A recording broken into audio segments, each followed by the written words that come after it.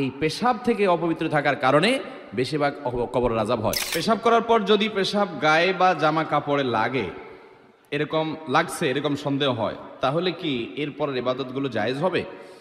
দেখেন, পেশাব করার পর সুইয়ের আগায় যে পরিমাণ পানি থাকে, সুই আছে না, সুইয়ের মাথায় যেরকম পানি থাকে ওইরকম ছোট ছোট ছিটা আসে না কিছু, এগুলো যদি আসে 2-4-5টা বা এরকম ছিটা যদি আসে আপনার কাপড়ের শরীরে, নাপাক হবে না।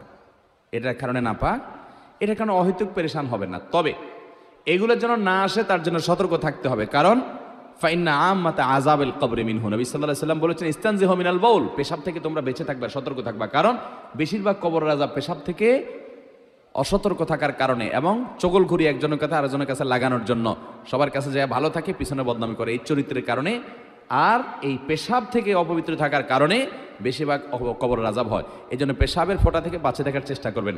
দাঁড়ায় যদি সরসর করে পেশাব করে দেন তাহলে ছিটা বেশি আসবে, এই জন্য বসে বসে করবেন এবং উপযুক্ত জায়গায় করবেন। তারপরও যদি ছিটা চলে আসে, ওই যে সুইয়ের আগার পরিমাণ এরকম ছিটা আসলো 2-4-6টা, এতে কি হবে না, নাপাক হবে।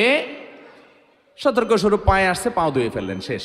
আর কাপড় লাগলে কাপড় নাপাক হবে না এত অল্প পেশাব লাগলে, কারণ এটা থেকে একেবারে এইরকম সুই পরিমাণও লাগবে না, এটা থেকে বাঁচা সম্ভব না, যার কারণে এটুকু মাফ। শুধু সেটা নয়, অনেক সময় দেখবেন টয়লেটে বসলে মাছি আসে, মাছি যে একবার ওই নাপাক জায়গায় বসে আবার আপনার শরীরে এসে বসে, এর কারণে শরীর বা কাপড় নাপাক হবে, কারণ ওই মাছির গায়ে বা তার পায়ে এত কম নাপাক লাগে যে ওইটা কোনো কাউন্ট করে গণনা করা কঠিন, যার কারণে সেটা মাফ, এটা লাগলে অসুবিধা হবে না। এর বাইরে যদি মনে করেন পেশাব অনেক বেশি লেগে গেছে, একেবারে 1 দেড়হাম পরিমাণ আরো বেশি লেগে গেছে, এরকম নিশ্চিত হন, তাহলে তো নাপাক হবে। তাহলে যে জায়গা নাপাক হয়েছে ওই জায়গা ধুয়ে ফেললে আপনি নামাজ পড়তে পারবেন। আবার অনেকের আছে লাগে নাই কিন্তু তার সন্দেহ হয়েছে, যেমন প্রশ্ন যিনি করছেন উনি, অনেকের আছে এটাকে বলা হয় সূচিবায়ুর রোগী, আছে না এই রোগ, যে লাগছে মনে হয়, এই মনে হয় দিয়া নাপাক হবে না, এই মনে হয় কোনো বেল নাই, এটার পাত্তা দেওয়া যাবে না। এরকম সন্দেহ রোগের কারণে অনেকে দেখবেন ওযু করতে আধা ঘন্টা সময় লাগে, আছে না নাই, ওযু করতে আধা ঘন্টা সময় লাগে কেন? তার সন্দেহ হয় মনে হয় একটু শুকনা রয়ে গেছে। হাদিসে আসছে 3 বার ধুইতে, সে 30 বার ধোয়ার পরও তার সন্দেহ থাকে আরো, এটা সন্দেহের রোগী, এই সন্দেহকে পাত্তা দেওয়া যাবে।